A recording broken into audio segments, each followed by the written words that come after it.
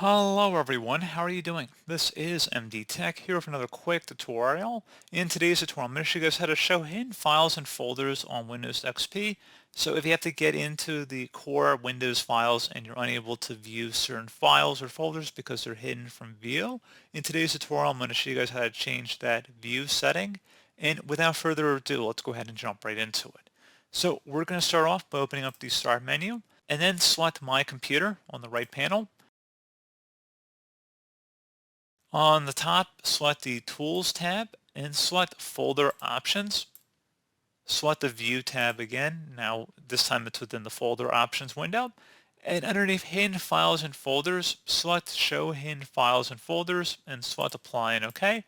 If you want to undo that down the road, if you want to maybe make those hidden files and folders hidden again once you're done doing whatever action you're attempting to perform, and then you just want to, clean it all up when you're done and just, restore it back to the default view, you just would select Tools again and then Folder Options, select the View tab, and then you would select Do Not Show Hidden Files and Folders, select Apply and OK, and that's all you have to do.